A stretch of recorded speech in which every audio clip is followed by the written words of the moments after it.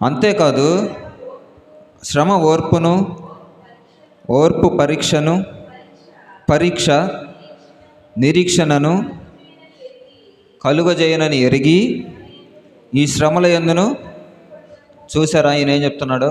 శ్రమలో ఓర్పు, ఓర్పులో పరీక్ష యందు నిరీక్షణ.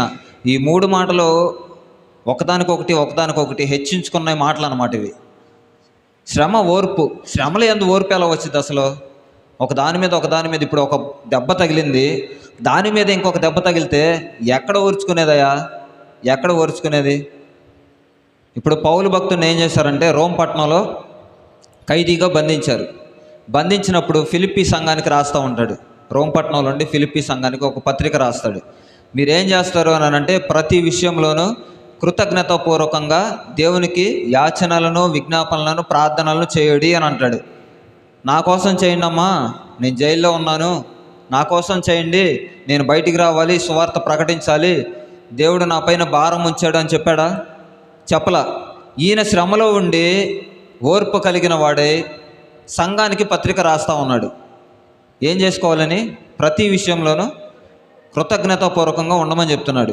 ఇక్కడ ఏం చేశాడంటే ఓర్పు కలిగి పత్రిక రాస్తూ ఉన్నాడు. ఈయనకి భయం కూడా పుట్టింది అని చెప్తూ ఉంటారు పెద్ద పెద్ద బైబిల్ పండితులు. ఏం చెప్తారనంటే, ఈ పత్రిక అందించేలోపు నన్ను చంపేస్తారు, రోమా సామ్రాజ్యంలో నన్ను చంపేస్తారు అని చెప్పి భయపడిన వాడైనను ఈయన ఏం చేశాడు తెలుసా? సువార్త ప్రకటించాడు రోమ్ పట్టణంలో. జైల్లో ఉండి ఈయనకి 3 షిఫ్ట్లు అన్నమాట. ఎలాగంటే ఈయన కూర్చొని ఉండాలి, ఈయనతో పాటు 2 ఖైదీలు కూర్చొని ఉండాలి. వీళ్ళు కూర్చొని ఆయనతో మాట్లాడడానికి లేదు, ఆయన ఏం చేసినా మాట్లాడడానికి లేదు, పౌలు గారు ఏం మాట్లాడినా ఎదురు చెప్పడానికి లేదు, పౌలు గారు కనీసం కాలు కదిపినా ఆ సంకెళ్ళు పట్టుకొని కూర్చోవడమే తప్ప ఆయన ఒక మాట అనడానికి లేదు. కాబట్టి పౌలు గారు చేసిన పని ఏంటంటే సువార్త ప్రకటించాడు. వీళ్ళిద్దరూ ప్రకటిస్తే అసలు ఈ సువార్త ప్రకటించడానికి గల కారణం ఏంటి, అసలు నిన్ను ఎందుకు జైల్లో పెట్టారు అనేది కొంతమంది గమనిస్తారు. ఆ రోమియోలు గమనిస్తే, ఎందుకు వేశారయ్యా అసలు ఈయన జైలు అని అడిగితే ఆయన ఏం చెప్తాడు తెలుసా? ఎవరో వేసంట్రా, ఆయన గురించి ఈయన ప్రకటన చేస్తున్నాడంట, అందుకే తీసుకొచ్చి జైల్లో వేశారంట అని అన్నాడు. ఫస్ట్ శ్రమ కలిగింది, శ్రమలు మనకు వచ్చాయి, శ్రమలో నేను అల్లాడిపోతున్నాను, ఓర్పు కలిగి ఉండానంటే సరిపోయిద్దా? మనం వచ్చి ఎంతవరకు ఆదరించినని సరిపోయిద్దా? పౌలు గారు కూడా చక్కగా సువార్త ప్రకటిస్తూ ఉన్నాడు. ప్రకటించేవాడిని తీసుకొని వెళ్ళి శ్రమలోకి నేనే నెట్టాను, నిన్ను నేనే పంపించానని యేసయ్యే చెప్తున్నాడు. దేనికి పంపించాడు? ఆయన ఆలోచనలు, ఆయన తలంపులు మన తలంపులు వంటివి కాదు కనుక ఆయన దేనికి పంపించాడు అన్నది సువార్త ప్రబలటానికే అని ఫిలిప్పీ పత్రిక 4వ అధ్యాయంలో ఉంటుంది. సువార్త విషయమై నాకు శ్రమ కలిగింది, సువార్త ప్రబలడానికే, ప్రచురం చేయడానికే ప్రభు నన్ను ఇక్కడికి పంపించాడు. కొన్ని శ్రమలు మనకు వచ్చినాయనంటే అవి ప్రభు వల్లనే వస్తాయి. ప్రతిదానికి ఆడే పెట్టాడు, ఆ కర్రోడే పెట్టాడు అని చెప్పి సాతానుగాడిని పొగుడుతూ ఉంటారు, దూషిస్తూ ఉంటారు. కానీ యేసయ్య శ్రమ పెట్టాడు అని పౌలు ఎరిగిన తర్వాత ఫిలిప్పీ సంఘానికి నా గురించి భయపడొద్దని రాయట్లా, ప్రతి విషయంలోనూ ప్రార్థన చేసుకోవడానికి సంఘాన్ని బలపరుస్తూ ఉన్నాడు. ఇక్కడ ఓర్పు కలిగి పౌలు గారు ఉన్నాడు. అక్కడ ఏం జరిగిందంటే ఫిలిప్పీ పత్రిక 4వ అధ్యాయం 12వ వచనం. ఒక్క నిమిషం. 1వ అధ్యాయం 14వ వచనం. 1వ అధ్యాయం 14వ వచనం. సహోదరులైన వారిలో ఎక్కువ మంది బంధకముల మూలముగా స్థిర విశ్వాసము గలవారై నిర్భయముగా దేవుని వాక్యం బోధించుటకు. ఆమేన్. ఈయన లోపలుండి ఈయన ధైర్యంగా ఉండడమే కాకుండా దేవుని సువార్త విషయమై విన్న వీళ్ళేం చేశారు తెలుసా? విశేషమైన ధైర్యాన్ని తెచ్చుకున్నారంట. ఈయన ధైర్యం ఏమైపోయింది? గజ్జి తామరలాగా పాకిపోయింది అంతే. ఎలా ఉంటుందంటే ధైర్యం, సువార్తను గురించిన ధైర్యం ఒక్కడితో ఆగేది కాదు. ఈయనంతమందిని మారు మనసు రక్షణ వైపు నడిపించాడంటే 6,000 మందిని నడిపించాడంట. ఆయన ఎన్ని సంవత్సరాలు జైల్లో ఉన్నాడు? 2 ఏళ్ళు ఉంటాడు. ఈ 2 ఏళ్లలో షిఫ్ట్కి వచ్చి 2 అని అంటే రోజుకొచ్చి 6. ఈయన సువార్త ప్రకటించిన వాళ్ళు 6,000 మంది దేవుని గురించి తెలుసుకొని వీళ్ళు మరీ విశేషముగా ధైర్యముగా బయటికి వెళ్ళి బోధించారంట. పై వచనం కూడా చదవండి ఒకసారి. 17వ వచనం. అసూయ చేతను కలహబుద్ధి చేతను మరికొందరు మంచి బుద్ధి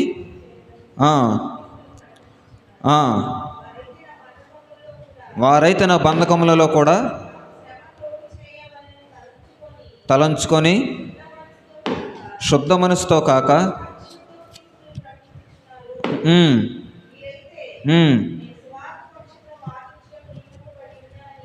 ఎరిగి ఎవరంట? ఈ 6,000 మంది మాత్రం ప్రేమతో ప్రకటిస్తున్నారు. మిగతా వాళ్ళు ఎలాగైతేనేమి ఇంకో కింద వచ్చిన అయిననేమి మిష చేతనేమి కానీ సత్యము చేతనే కానీ ఆమేన్. దేవుని కార్యం ఎలా ఉందో తెలుసా? శ్రమలలో ఉన్నాను, బాధల్లో ఉన్నాను, ఇబ్బందుల్లో ఉన్నాను, ఈ బంధకాల్లో ఉన్నాను అని చెప్పి ఎంత బాధపడినా క్రీస్తుకి కావాల్సింది ఏంటి అని అంటే ఏ విధమైన కలహము చేతనైనా, మంచి బుద్ధి చేతనైనా, మిష చేతనైనా, ఏ విధము చేతనైనా దేవుని పని ఆగిందా? దేవుడు ఆ కార్యాన్ని చేసుకుంటానే వెళ్ళాడు. ఈయన శ్రమలో ఉండి బంధకాల్లో ఉంటే ఇంకా శ్రమ పెడదామని చూసారా? అసలు ఉన్నదే ఆయన బంధకాల్లో, అయినను శ్రమ పెట్టాలని చూశారు. ఈ వీళ్ళు ఏం చేశారు? ఫస్ట్ ఏం చేశారు? ఎవరు యేసు అన్నది తెలుసుకున్నారు. తర్వాత యేసును గురించిన సువార్త విషయమై బహుధైర్యం పుట్టి మరి విశేషమైన ధైర్యం, విశేష ధైర్యం తెచ్చుకొని వాళ్ళు అక్కడి నుంచి సువార్త ప్రకటించి కొంతమంది ఏం చేశారంటే వీళ్ళల్లో కలహబుద్ధి చేత, కక్ష చేత ఎలాగనైనా కానీ దేవుని వాక్యం ప్రచురించబడింది. కొన్నిసార్లు దేవుడు మనల్ని శ్రమలోనికి నెడతాడు. దేనికేనంటే ఆయన పని జరిగించుకోవడానికి. శ్రమలో ఓర్పునిస్తానన్నది దేవుడే. ఆ ఓర్పు కలిగిన వాడే మనకు పౌలు గారు ఇక్కడ కనబడతాడు. ఫిలిప్పీ సంఘానికి పత్రిక రాయడానికి గల కారణం శ్రమల యందు ఓర్పు కలిగిన వాడే ఉన్నాడు. మొదటి మాట, మనకు కావాల్సింది ఏంటి? శ్రమల యందు ఓర్పు. ఓర్పు ఏమిచ్చిద్దమ్మా? ఓర్పు ఏమిచ్చిది? రోమపత్రిక 5:3. ఓర్పులో పరీక్ష. ఓర్పులో పరీక్ష. పరీక్ష అంటే ఎలా ఉండదంటే, పౌలు గారు ప్రతి విషయంలోనూ దేవుని గురించి సువార్త ప్రకటించి ప్రతి విషయంలోనూ దేవునికి యాచనలు, యాగాలు, ప్రార్థనలు చేసిన వాడైనా ఆయనకు ఒక శ్రమ ఉంది. ఆ శ్రమ ఎలాంటిదేనంటే, ఈ బంధకాలు ఒక ఎత్తు అయితే ఈయన నడుచుకుంటూ వెళ్ళినా ఈయన సువార్త ప్రకటించిన ప్రతి చోటలా దేవుడు కార్యాలు చేస్తూ వచ్చాడు. ఈయన నీడ పడితే స్వస్థత నొందిన వారు, ఈయన నీడ పడితే చనిపోయిన వారితో సహా తిరిగి లేచిన వారు, ఇన్ని కార్యాలు చేసిన పౌలు గారికి ఓర్పులో చిన్న పరీక్ష పెట్టాడు దేవుడు. నువ్వెంతన్నా ప్రార్థన చేయి, నువ్వెంతన్నా సేవ చేయి, నీకు ఇది లేకపోతే నేనెవరో నువ్వు మర్చిపోతావు. ఒకవేళ నువ్వు మర్చిపోకపోయినా దేవుడు అని చెప్పి నిన్ను కొలవడం స్టార్ట్ చేస్తారు వీళ్ళు. కాబట్టి నీకు ఒక చిన్న ముళ్ళు పెడతానయ్యా పౌలు, దానిలో నేను నీకు తోడై ఉంటానని చెప్తాడు. ఆ ముళ్ళు ఏంటంటే కన్నంలోంచి పుస్సులు వస్తాయి అని చెప్తారు. నాకెందుకు ప్రభువా, నేనేం చేయనయ్యా అని చెప్పేసానంటే దానికి నేనేమంటానంటే, నీకు తోడుగా నా కృప నీకు తోడుగా ఉంటుంది, నా కృప వలన నీకు ఓదార్పు కలుగుతుంది. మనం ఎప్పుడు ఇబ్బంది పడతామంటే, మనకు ఒక కాల్లో గాజు పెంకు గుచ్చుకుంది అని అంటే ఆ గాజు పెంకు గుచ్చుకున్నోడికి నొప్పి తెలిసింది, ఆ గాజు పెంకు గుచ్చినోడికి తెలియదు. కాబట్టి గాజు పెంకు గుచ్చుకున్నప్పుడు తల్లిదండ్రులు ఏం చేయాలి? ఒక పిల్లవాడికి గాజు పెంకు గుచ్చుకుంది, తల్లిదండ్రులు ఏం చేయాలి? తీసేయాలి. తండ్రి అయితే ఆ పని చేయలేడు. తల్లి దగ్గర ఓదార్పు కలిగి కూర్చున్నప్పుడు తండ్రి ఏం చేస్తాడంటే పట్టుకుంటాడు. బిడ్డని ఇలా పట్టుకున్నప్పుడు తల్లి ఏం చేసింది అంటే, ఏం కాదమ్మా ఓర్చుకోనానా. శ్రమలో పరీక్ష. ఏంటి ఓర్చుకో అంటారు? నొప్పి వస్తుంటే ఏడుస్తూ ఉంటుంది. మనమేం చేస్తాం తెలుసా? ఏం కాదు. యేసయ్య కూడా పౌలుకి నేనున్నా, నా కృప నీకు చాలు, కాబట్టి నీకేం కాదు. శ్రమలో ఓర్పు కలిగిన వాడైనను పరీక్ష పెట్టినప్పుడు ఆ గాజు పెంకుని తీస్తే ఈయన ఎలా ఉంటాడు? ఆ కాలు బాగుంటుంది. తీయకపోతే సెప్టిక్ అయిపోయింది, కాలు తీసేసి వచ్చింది. కాబట్టి ఈ పరీక్షలో, ఈ నొప్పిలో, ఈ బాధలో ఏం చేస్తారంటే ఆ గాజు పెంకుని తీసిన తర్వాత ఉపశమనమైంది. కొన్ని శ్రమలకు దేవుడే మనల్ని నెట్టినప్పుడు ఆ శ్రమలో ఓర్పు కలిగి ఉండినను మళ్ళీ మనకు పరీక్ష పెట్టాడు అని అంటే శుద్ధ సువర్ణంగా మార్చబడడానికే. యోబు గ్రంథంలో ఒక మాట ఉంటుంది, మార్చబడుదును. ఎంత శోధింపబడితే, సువర్ణం అంటే మన వాళ్ళకి అర్థం కాకపోవచ్చు కానీ బంగారం అంటండి. నువ్వు నా బంగారం అంటాడు యేసయ్య మనల్ని. సువర్ణము సువర్ణము సువర్ణము అన్న మాట వేరే వాళ్ళు చెప్తేనో వేరే వాళ్ళు ఇస్తేనో తీసుకున్నది కాదు. యేసయ్యే చెప్తాడు, శోధించబడిన మీదట సువర్ణంగా మార్చబడతానని. యోబు గ్రంథంలో యోబు అంత మాట చెప్పడానికి గల కారణం ఏంటంటే, యోబు ఎన్ని శ్రమలు అనుభవించాడో బైబిల్ గ్రంథంలో క్లియర్గా రాసి ఉంది. పిల్లలు చనిపోతారు, మంద చనిపోయిద్ది, ఆస్తి అంతా కోల్పోతాడు, చివరాఖరికి తన శరీరం మీద కూడా రోగం వచ్చేసింది. చిల్ల పెంకు తీసుకొని గీక్కుంటూ ఉంటే స్నేహితులు వచ్చి అవహేళనగా మాట్లాడతారు. భార్య వచ్చి కూడా, ఏయా చచ్చిపోవచ్చుగా, నీ బాధ నేను కూడా చూడలేకపోతున్నా, పద్దాక యథార్థత అంటావేంటి, ఆ దేవుడిని ఒకసారి నీ నోటితో తిట్టి చచ్చిపో అంటది. ఆ మాట ఈయన కోప్పడి చెప్పొచ్చు కానీ దేవుని వలన మేలు అనుభవించడానికి కానీ కీడు అనుభవింప తగమా అని చెప్పేసి నన్ను అంటాడు. శ్రమలో ఈయనకి ఏం కలిగింది? ఓర్పు కలిగింది. శ్రమలో ఓర్పు కలిగింది. ఈ ఓర్పులో కూడా ఇన్ని చనిపోయినను, ఎంత ఆస్తి కోల్పోయినను మళ్ళీ ఈయనకి పరీక్ష. ఇలా గీక్కుంటూ ఉండడం అంటే మామూలు విషయం కాదు. నలుగురిలోకి వెళ్ళినా, 10 మందిలో ఉన్నా, ఒంటరిగా ఉన్నా ఈ పరీక్ష ఎక్కువైపోయింది ఆయనకి. బూడిద పోసుకుంటున్నాడు, మట్టి పోసుకుంటున్నాడు, చిల్ల పెంకి తీసుకుంటున్నాడు. ఇవన్నీ చేసుకోవడానికి గల కారణం ఏంటనంటే దేవుడు పరీక్షిస్తున్నాడు. సాతాను యేసయ్య ఒక డిబేట్కి వచ్చారనుకోండి, కానీ యోబు మధ్యలో దేవుని నామాన్ని గణపరచడానికి ఒక పాత్రగా ఎంచబడ్డారు. పరీక్షలో యోబు వలె మనం ఉండాలి, పౌలు వలె మనం ఉండాలి. శ్రమలు యేసయ్య కల్పించాడు, పరీక్ష యేసయ్య పెట్టాడు. కానీ ఆయన మనల్ని ఎలా చేస్తాడు? బంగారంలాగా మారుస్తాడు. ఓర్పులో మనకి ఏం రావాలంటే నిరీక్షణ రావాలి. నిరీక్షణ అనే మాటకు అర్థం ఏంటంటే తట్టుకోవడం వేరు, దేవుడే చేశాడు అనుకోవడం వేరు. ఇది పోదు అని అనుకోవడం వేరు. ఎగ్జాంపుల్, నాకు ఒక చిన్న విషయం గుర్తొస్తుంది. నిరీక్షణ అంటే ఏంటంటే, ఇర్మియా గారికి యెహోవా ఒక మాట చెప్తాడు, ఎంత ప్రార్థన చేసినా వాళ్ళు వినరు, నిన్ను కొడతారు కూడా, అవసరమైతే నిన్ను దూషిస్తారు, నమ్మరు, నీ మాట కనుక నమ్మరంటే నమ్మరు అని చెప్పి ఇర్మియా గారికి యెహోవా సెలవిస్తాడు. అయినా ఈయన నిరీక్షణ కలవాడై ప్రార్థన ఎందు పట్టు విడవక ప్రార్థిస్తూనే ఉంటాడు. ఎందుకు అంత నిరీక్షణ? ఎందుకు? చెప్పేశాడు కదా యేసయ్య, నువ్వెంత ప్రార్థన చేసినా ఏ పాపి మార్చబడ్డాయా, నీ మాట వినరు అని చెప్పి యేసయ్య చెప్పాడు కదా.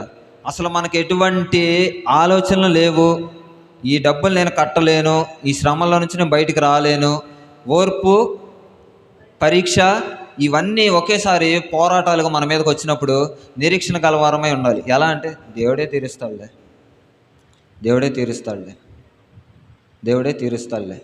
ఈ నిరీక్షణ ఎప్పుడు కలిగిద్దానంటే నిజమైన పశ్చాత్తాపం మనలోకి వచ్చినప్పుడే తీరుస్తుంది. ఇంకొక చిన్న మాట చూద్దామా? పోరాటం వస్తే ఏలియా వలె ఉండాలి.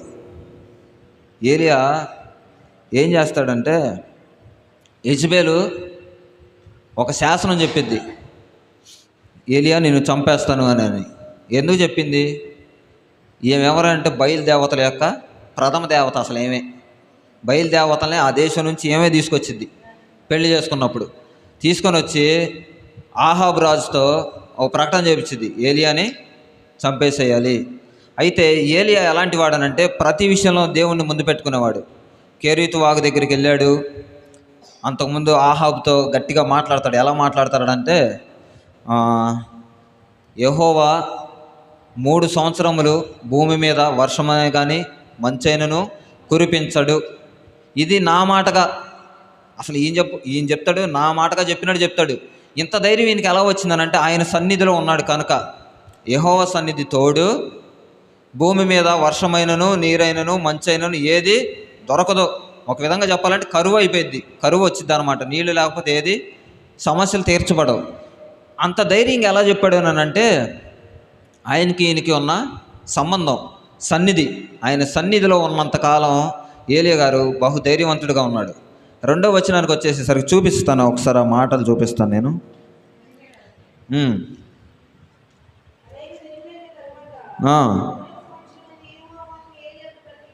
ప్రత్యక్షమై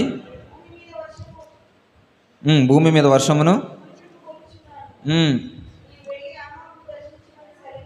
అది కాదమ్మా, అది కాదు. భూమి మీద వర్షమును మంచైనను, నిర్గమకాండము మొదటి రాజులు.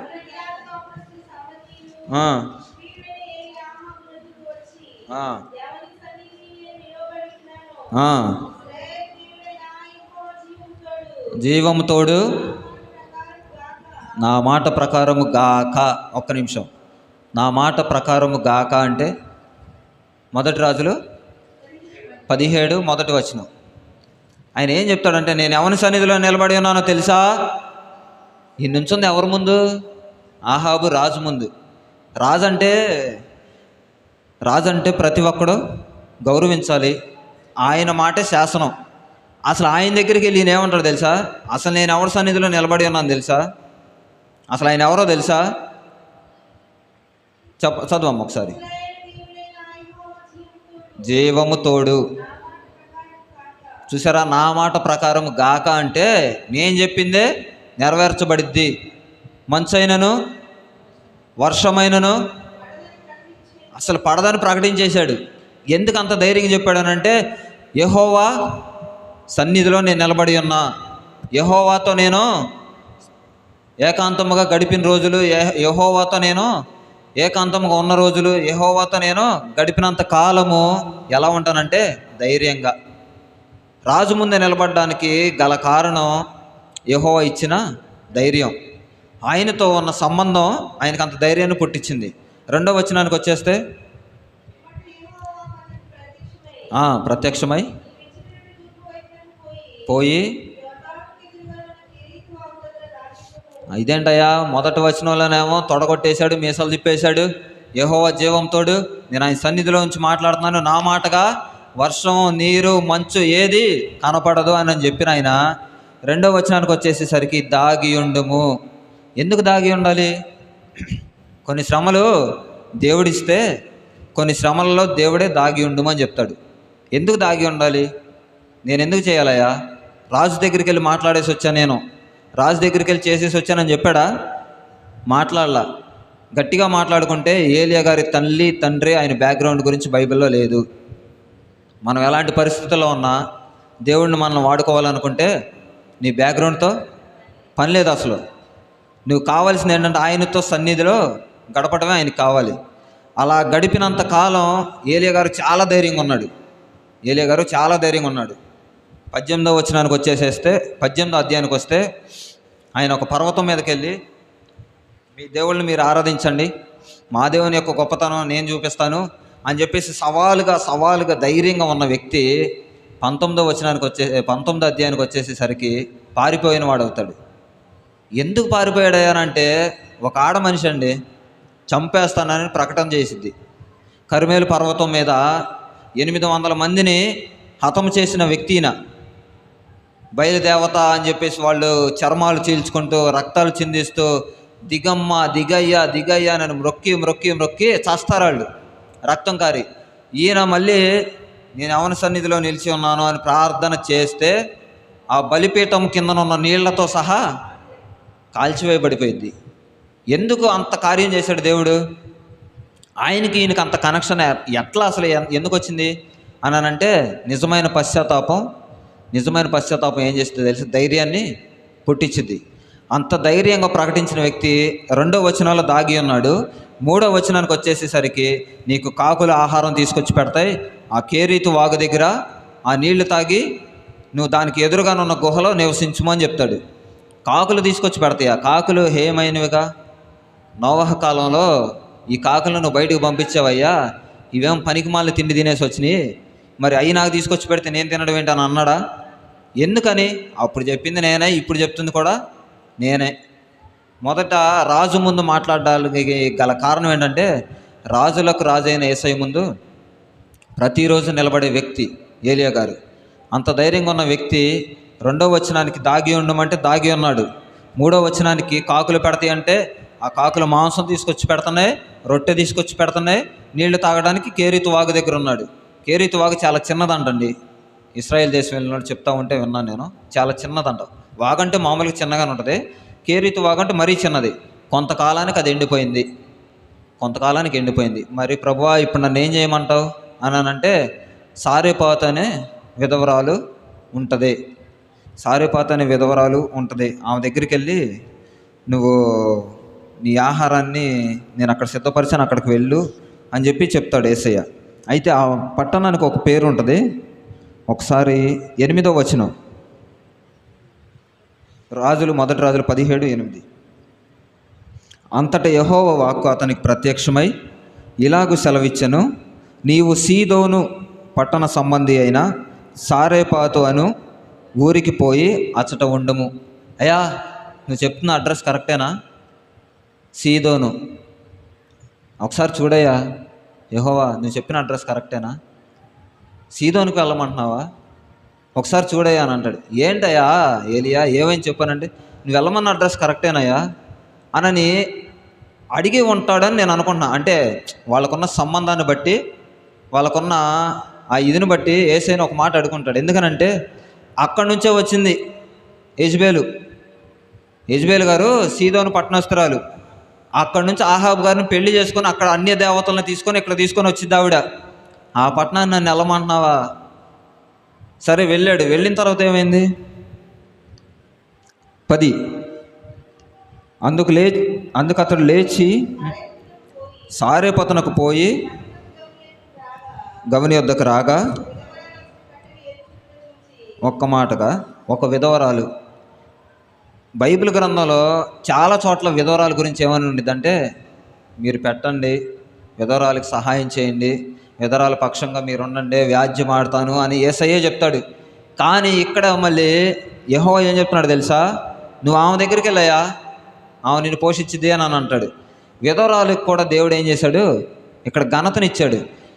ఘనతను ఎందుకు ఇచ్చాడు అని అంటే, శ్రమలోనికి నెట్టింది యేసయ్యే, ఓర్పు కలిగించింది యేసయ్యే, దాచి ఉంచింది యేసయ్యే, తీసుకొని మళ్ళీ శత్రువ ప్రాంతానికి తీసుకొని వెళ్ళింది కూడా యేసయ్యే. అక్కడ శత్రువులకి ఎవరికి దొరికినా ఏలియాని చంపేయచ్చు. కానీ ఏలియాని ఏం చేశాడు తెలుసా? విధవరాలు ఇంట్లో పెట్టాడు. విధవరాలు ఇంట్లో సారెపాతు అనంటే అది ఊరు పేరు, అదొక పట్టణం పేరు. అక్కడ విధవరాలు అనబడ్డానికి ఆ ఊరిలో చాలామంది ఉన్నా కానీ విధవరాలు అన్న పేరే చెప్పాడు, కానీ ఆమె పేరు చెప్పలా. కాబట్టి ఏలియాని ఎవరు కనుక్కోలేకపోయారు. రెండో విషయం, కట్టెలు ఏరుచుండగా చూచి ఆమెను పిలిచి త్రాగుటకే పాత్రలో కొంచెము నీళ్లు నాకు తీసుకొని రమ్మని వేడుకొనెను. ఆమె నీళ్లు తేబోచుండగా, చూసారా, ఫస్ట్ నీళ్లు తీసుకురమ్మన్నాడు. నీళ్లు తీసుకొచ్చేలోపే ఒక అప్పం కూడా తీసుకురామ్మా. ఇదేంటయ్యా, నేను నా పిల్లడు ఈ రాత్రి తిని చచ్చిపోదాం అనుకుంటున్నాం, రేపొద్దునకి మాకేమీ లేదు ఇంకా. కాబట్టి ఉన్న పిండి కొద్దిగా ఉంది, నూనె కూడా కొద్దిగా ఉంది. ఇది మేము ఈ రాత్రికి అప్పం చేసుకొని తిని నా కొడుకు నేను రేపొద్దున చనిపోవడమే అని చెప్పేశానని వాళ్ళు అనుకుంటుంటే, నీళ్లు తెస్తూ ఉండగానే ఆయన చెప్పిన మాట ఏంటి? నాకు ఒక రొట్టె ముక్క నీ చేతితో తీసుకొని రమ్మని చెప్పాను. అందుకైనా నీ దేవుడైన యెహోవా జీవంతోడు తొట్టెలో పట్టెడు పిండియో కొంచెము నూనెయో అప్పం ఒకటికైనా లేదు, చావకముందు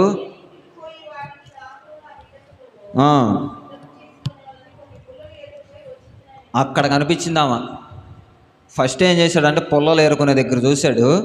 అమ్మా నాకు నీళ్ళు ఇవ్వు అని అన్నాడు. నీళ్లు తేబోతుండగానే చెప్పాడు. అయితే వాస్తవానికి వీళ్ళు ఇంటికి కూడా చేరుకోవాలా. పొల్లలు ఏరుకుంటుంటే మార్గం మధ్యలో కనిపించింది ఈవిడ. ఈ మాట కనుక్కొని ఇంటికి చేరుకున్న తర్వాత, అయ్యా మరి నాకు ఈ రాత్రికి నా పిల్లాడికి ఉన్నది కొంచెమే పిండి, బుడ్డలో నూనె కూడా కొంచెమే. ఈ కొంచెము అన్న మా యొక్క మాటను దేవుడు ఎంతగా ఆశీర్వదించాడు తెలుసా? వాళ్ళు తిన్నంతకాలం పిండి తరిగిపోలేదు, నూనె తగ్గిపోలేదు. వాళ్ళందరూ ఏలియాను బట్టి ఏమయ్యారు? ఆ కరువు కాలంలో ఆశీర్వదించబడ్డాడు. కొన్ని శ్రమలో మనకు కలిగిన మన ద్వారా దేవుడు ఎవరికొకరికి మేలు చేస్తాడు. కానీ మనం ఏం చేస్తాం? ఈ శ్రమలు ఎందుకయ్యా, ఈ బాధలు ఎందుకయ్యా, ఈ ఓర్పు అనేది ఇలాంటి పరిస్థితులను మన వల్ల ఎవరో ఒకరు ఆశీర్వదించబడేటట్లు దేవుడు చేస్తాడు. మూడో విషయం నిరీక్షణ కలిగి లేకపోతే ఏమవుతుంది అని అంటే, చిన్న మాట చెప్పి నేను ముగించేస్తాను. కార్టర్ సింగ్ అనే ఒక వ్యక్తి, మీకు సాధు సుందర్ సింగ్ తెలుసు కదా, ఆయన పేరులాగా ఇది కూడా అనమాట, కార్టర్ సింగ్. ఆయన ఒక మంచి ప్రవక్త, లేకపోతే ఒక మంచి దైవజనుడు. పలానా ప్రాంతానికి వెళ్ళాలి అని అంటే ప్రార్థన చేసుకొని వెళ్ళే వ్యక్తి. అయితే దేవుడు ఈయనతో ఏం చెప్పాడనంటే, ఈ ప్రాంతానికి నువ్వు వెళ్తే చంపేస్తారు అని చెప్తాడు. అయితే వెళ్ళొద్దు అని అనలేదు. ఈ ప్రాంతానికి వెళ్ళి నువ్వు సువార్త ప్రకటిస్తావు, మారు మనసు పొందేవాళ్ళు పొందుతారు, అయినను నేను చంపేస్తారు, నీకు శ్రమ ఉంది అని చెప్తాడు. ఈయన సింగ్ గారు ఏం చేస్తారంటే, ఆ ప్రాంతానికి వెళ్ళి సువార్త ప్రకటిస్తే కొంతమంది మతాన్మాదులు లేపబడి వాళ్ళు ఈయన పిచ్చ కొట్టేస్తారు. కొట్టేసి ఏం చేస్తారంటే, అప్పుడే ఒక దున్నపోతు చర్మం, చీల్చబడి ఉన్న చర్మాన్ని తీసుకొని దానిలో ఈయన వేసేసి పైన మూతి కట్టేస్తారు. చీల్చబడిన చర్మం, అప్పుడే తీయబడిన చర్మం అంటే రక్తం, చీమి, స్మెల్, నీ శ్వాసన వచ్చింది. అలాంటి దానిలో ఈయన వేసారు. ఈయన వేసేసినప్పుడు ఈయన ఏం చేశాడు? శ్రమ వచ్చింది, కొట్టారు, తీసుకెళ్ళి దానిలో వేశారు. ఓర్చుకుంటున్నాడు, వాసన ఓర్చుకోవాలి కదండి. 2-3 గంటల సమయాన ఆయన తీసుకొని ఎండలో పడేశారు. ఓర్చుకుంటున్నాడు. ఎండలో పడేస్తే ఏమవుతుందంటే, ఆ చర్మం ముడుచుకుపోయిద్ది, బిగుసుకుపోయిద్ది, గట్టిగా అవుతూ ఉంటుంది. ఆయన ఎంత అనుభవిస్తున్నాడనంటే, లోపల కొట్టిన దెబ్బలు ఒక ఎత్తు, తీసుకెళ్ళి చర్మం కంపులో పడేసింది ఒక ఎత్తు, ఈ ఎండలో పడేసిన తర్వాత అది బిగుసుకుపోతుంది ఇంకొక ఎత్తు. వీటన్నిటిని సహించి దాన్నే నిరీక్షణ అని చెప్పుకోవచ్చు అని నా ఉద్దేశం. వీటన్నిటిని సహిస్తే 3.5 గంటల తర్వాత మూతిని ఓడదీస్తే మనోడు బ్రతికే ఉన్నాడు. మళ్ళీ ఈయన బయటికి తీసి ఏం చెప్తారో తెలుసా? 3 గంటలు కాదు, 3 రోజులు. 3 రోజుల తర్వాత తీస్తే ఆ ఎండలో నుంచి మనోడు బ్రతికే ఉన్నాడు. 3 రోజులు అంటే ఇంచుమించు 72 గంటలు. నీ సువాసన ఎండిపోయి అంటే బిగిసిపోయి ఒక పసిపిల్లోడు కనుక ఎలా ముడుచుకొని ఉంటాడో ఇంకా అలా ఉండాలి. ఇంకా ఆయన దానిలో అలాంటి బాధలు, హింసలు, శ్రమలు పెట్టారు ఒక క్రైస్తవ సేవకుడిని. అలా శ్రమ పెట్టిన ఆయన్ని బయటకు వచ్చిన తర్వాత ఆయన ఏం చెప్తాడు తెలుసా? యేసయ్యను దేవుడు కాదు అని ఆయన ప్రకటన చేస్తే నిన్ను విడిచిపెడతాం, నిన్ను చంపేయం. యేసయ్య నిజమైన దేవుడు కాదని చెప్పానంటే, నువ్వెవడురా నాకు చెప్పేది? నా యేసయ్య ముందే నాకు చెప్పి పంపించాడు. ఆయన నా కోసం నిత్య జీవాన్ని ఇస్తుంటే నువ్వు ఇక్కడ చంపేస్తే నాకేమైంది? చంపేసుకో అంటాడు. చంపేసుకోనానంటే వీడి ధైర్యాన్ని ఎవరికి ప్రబలించకూడదు అని చెప్పి రాజు ప్రకటన చేసి ఏం చేస్తాడు తెలుసా? అతి భయంకరంగా చంపుతాడు. ఎలా చంపుతాడనంటే, నిలబడి ఉన్న ఆయన్ని శిరస్సు ఛేదించి శిరస్సు ఒక చెట్టుకు కడతాడంట. ఒక చెట్టుకు కట్టేస్తాడు. ఆ మొండాన్ని అలాగే విడిచిపెట్టేసేస్తాడు. అక్కడ ఆ ప్రాంతంలో విడిచిపెట్టడానికి గల కారణం ఏంటంటే, ఏ సేవకుడు, ఏ క్రైస్తవుడు ఈ ప్రాంతానికి వచ్చి సువార్త ప్రకటించకూడదు. వీళ్ళు ఏం చేస్తున్నారు? మతోన్మాదం చేస్తున్నారు అని చెప్పారు. అయితే మనోడు వెళ్ళిన కార్యం సఫలపరచబడిందా లేదా అని అంటే, దగ్గరగా 2,30,000 మంది రక్షణ మార్గంలోకి నడిపించబడ్డారు. అయితే ఈ ధైర్యం ఊరు బయట నుంచి ఊర్లోకి వచ్చింది. ఊర్లోకి వచ్చిన ధైర్యం బయటికి వెళ్ళిందా అని అంటే, అక్కడి నుంచి దేవుడు 2,00,000 మందిని లేపి ఊర్లో నుంచి బయటికి తీసుకుని వెళ్ళాడు. దేవుడు చేసిన పని ఎలా ఉంది అని చెప్పేసి ఈ రాజు మళ్ళీ అడుగుతూ ఉన్నాడంట. అయ్యా, ఈరోజు ఉన్న క్రైస్తవుల్ని మనం కదిలించలేము, వాళ్ళు కదల్చబడని వారిగా దేవుడు వాళ్ళని మార్చాడు అని సాక్ష్యం కార్టర్ సింగ్ గారి ద్వారా ప్రబలింది. ఈయనకున్న శ్రమ ఏంటి అని అంటే, కొడతారని తెలుసు, కొట్టించుకున్న తర్వాత ఆ చర్మపులో వాసన మధ్యలో ఉన్నాడు.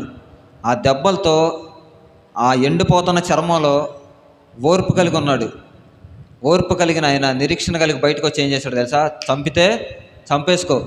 పౌలు గారు కూడా అదే మాట అంటాడు కదా, బ్రతికితే క్రీస్తు, చావైతే నాకు లాభమే అంటాడు. ఆ లాభం ఒక విధంగా చెప్పాలంటే దేవుని కొరకు 2 లక్షల మందిని సంపాదించినట్లే. మొదట మనకు శ్రమలు కలిగినప్పుడు దేవుడే మనకు అనుమతించాడు అని చెప్పేసి మనం ఆపాదించుకుంటే మనం దేవుల్లో నిలబడగలుగుతాం. ఏలియా గారు లాగా మొదట తొడలు కొట్టేసి మీసాలు తిప్పేసి కర్మేలు పర్వతం దగ్గర అన్ని కార్యాలు చూసినా కానీ ఒక ఆడామ శపథం చేస్తే ఈయన ఏం చేస్తాడు తెలుసా? పారిపోయి యెహోవా నన్ను చంపేనాయనా అని చెప్పేసి అని అంటాడు. మీరు ఆ మాట గమనిస్తే, నేను రెఫరెన్స్ అయితే చూపించలేను ఇప్పుడు. నిర్గమకాండం మొదటి రాజులు 19వ అధ్యాయంలో ఉంటుంది. ప్రభువా నన్ను చంపేసేనాయనా అని చెప్పేసి చెప్తాడు. ఆ మాట అనడానికి గల కారణం ఏంటనంటే ఈయన భయపడిపోయాడు. మన మోషే గారు ఉన్నారు కదా నిర్గమకాండంలో, ఆయన ఏం చేస్తాడు? ఇశ్రాయేల్ కాల్బలాన్ని నడిపిస్తూ వస్తాడు. నడిపిస్తూ వస్తున్న మార్గంలో 12వ అధ్యాయంలో ప్రభు తోడుగా ఉన్నాడు. అయిపోయింది, సమయం అయిపోయింది, నేను టూకీగా చెప్పి ముగిచ్చేస్తాను, 2 నిమిషాలు. ఆయన నడిపిస్తూ వస్తున్న కాల్బలాన్ని మోసింది యేసయ్య. షకీనా మేఘంలాగా నడిపించింది యేసయ్య. వీళ్ళు బట్టలు మాయకుండా, చెప్పులు అరిగిపోకుండా, తినడానికి ఆహారమేనా అని అంటే వాళ్ళకి మాంసం, తాగడానికి నీళ్లు, మన్నానిచ్చిన దేవుడు, మారాను మధురంగా మార్చిన దేవుడు. ఇన్ని చేసింది ఎవరో? యేసయ్య చేశాడు. వీళ్ళ మార్గంలో ఆరిన నేలను వచ్చారు అని ఉంటుంది. సముద్రంలో సగం దూరం కూడా వెళ్ళాం మనం. ప్రభు చేసిన కార్యాన్ని చూసిన వీళ్ళే, ఇన్ని మార్గాల నుంచి నడుచుకొచ్చిన వీళ్ళే విశ్వాసంలో దిగజారిపోతూ ఉంటే మోషే గారిని కొద్దిసేపు ఆగితే రాళ్లతో కొట్టి చంపేస్తారేమో అని మోషే గారికి భయం వచ్చింది. దేనికి? వీళ్ళు మాంసం అడిగారని. చేసిన ఎవరో ప్రతి కార్యం? నిర్గమకాండంలో ఐగుప్తు నుంచి బయటికి తీసుకొచ్చింది యేసయ్యే. అక్కడ తెగుళ్ళు పుట్టించాడు, ఈగల దండును, మిడతల దండును, వాళ్ళ పశువులు చనిపోయినాయి, బిడ్డలు చనిపోయారు, అన్ని కార్యాలు చేసింది, కర్రను పాముగా చేసింది దేవుడే. ఇవన్నీ చేసుకుంటూ వచ్చింది దేవుడే కదా. ఇన్ని చేసుకొని వచ్చి ఐగుప్తు నుంచి బయటికి తీసుకొని వచ్చింది దేవుడే, నడిపించింది దేవుడే. నాకు ఒక ఆలోచన, వాళ్ళు వేసుకున్న చెప్పులు 40 సంవత్సరాల అరణ్యాలనంటే అసలు అరిగిపోలేదనంటే పెరుగుండాలిగా. 40 సంవత్సరాలు చిన్న వయసుడు పెద్దోడు అవుతానే ఉంటాడు. వాళ్ళ చెప్పులు కూడా వాళ్ళతో పాటు వాళ్ళకి సరిపడినంతగా, వాళ్ళ కాళ్ళకి సరిపడినంతగా పెరుగుండాలి. ఇది ఖచ్చితంగా కార్యం, దేవుడు చేసిన కార్యం అని తెలుసు. ఇశ్రాయేలీలకు తెలుసు, మోషే గారికి కూడా తెలుసు. అయినను ఈయన కాని పనిని ఈయన నెత్తినేసుకొని ఏం చేశాడు తెలుసా? నన్ను చంపే ప్రభువా అంటాడు. ఈ ప్రజల్ని, వీళ్ళ ఆశల్ని, వీళ్ళ కోరికలను నేను తీర్చలే. ఈయన తీర్చింది. ఈయన మొరపెడితేనేగా దేవుడిచ్చింది. ఈయన ఏం చేస్తాడంటే ఈయన కాని పనిని నాకు శ్రమ అయ్యా అని చెప్పి నెత్తినేసుకొని నన్ను చంపేయని అంటాడు. యోనా గారు ఉన్నాడు, ఆయన కూడా ఏం చేస్తాడు తెలుసా? వెళ్ళమన్న పట్టణానికి వెళ్లకుండా ఆయన సొంత నిర్ణయం చొప్పున వాడెక్కుతాడు. అక్కడ ఈయన వలన ఉన్న వాళ్ళందరికీ శ్రమ. అసలు ఈయన వల్ల చెప్పిన మాట వింటే శ్రమ ఉండేది కాదు. ఈయన వల్ల ఉన్న వాళ్ళందరికీ శ్రమ వచ్చింది. ఈ నెత్తి సముద్రంలో వేస్తే చేపకు శ్రమ వచ్చింది. 3 రోజులు కక్కలేక మింగలేక ఆహారం తినకుండా ఈ చేప విరుచుకుంటే ప్రక్కటెముకలో నుజ్జు అయిపోతాడు ఈయన. కానీ చేప దేవుని మార్గంలో నడిపించబడతా ఉంది. ఆయన ఏం చెప్తే అది చేసింది. మాట వినంది ఇక్కడ ఎవరైనంటే సృష్టి వింది. సృష్టిలో చేయబడిన చేప వింది. అక్కడి నుంచి చెప్పిన మాట మనిషే వినలా. సరే ఈయన ఏమన్నా తక్కువ అంటే 1,20,000 మందిని రక్షణ మార్గంలోకి నడిపిస్తాడు యోనా గారు. కానీ ఈయన ఆ శ్రమలోకి నడిపించబడ్డ గల కారణం ఏంటంటే చెప్పిన మాట వినకపోవడం. అక్కడి నుంచి బయలుదేరి వెళ్తూ ఉంటే చేప అక్కడ కక్కేసిద్ది. నినివే పట్టణస్తుల మీద ఈయనకేముంది? అసూయ ఉంటుంది ఈయనకి. వీళ్ళు దేవుని మాటలు చెప్తే ఖచ్చితంగా వింటారని తెలుసు ఆయనకి. చెప్తే వింటారు, కొడతారా అని చెప్పి ఈయన అనుకుంటాడు. కానీ అసూయ, వాస్తవానికి అసూయ. ఈ అసూయ ద్వారా ఆయన ఏం చేస్తాడనంటే వీళ్ళు ఆశీర్వదించబడతారు, వీళ్ళు దీవించబడతారని చెప్పేసి శ్రమ కలగడానికి, వాడ ప్రయాణంలో శ్రమ కలిగించుకోవడానికి కారణం యోనా గారే. కొన్ని శ్రమలు దేవుడు ఆపాదిస్తే కొన్ని శ్రమలు మనమే తెచ్చుకుంటాం. మన కాని పనిని మోసే వల్ల ఎత్తినేసుకొని మనం తెచ్చుకుంటాం. మనల్ని దేవుని సన్నిధిలో ఉండి దేవుడు నడిపిస్తున్నాడని తెలిసిన ఏలియా వలె భయపడి శ్రమ తెచ్చుకుంటాం. ఏలియా కూడా అదే చెప్తాడు. ఇంత పరిచర్య చేసి, ఇన్ని కార్యాలు దేవుని ద్వారా చేసి శ్రమ వచ్చిందని భయపడి ఎక్కడికి వెళ్ళిపోతాడు? యెజబెల్ చంపేసిద్దని పారిపోయి ఒక చోట దాక్కొని అప్పుడు అడుగుతాడు, ప్రభువా నన్ను చంపేయ్యా అని. ఈయనేం చేస్తే మోషే గారు ఈయన కాని పనిని ఈయన నెత్తినేసుకొని ఈయన నన్ను చంపే ప్రభువా అంటాడు. యోనా గారు కూడా నన్ను చంపే ప్రభువా అంటాడు.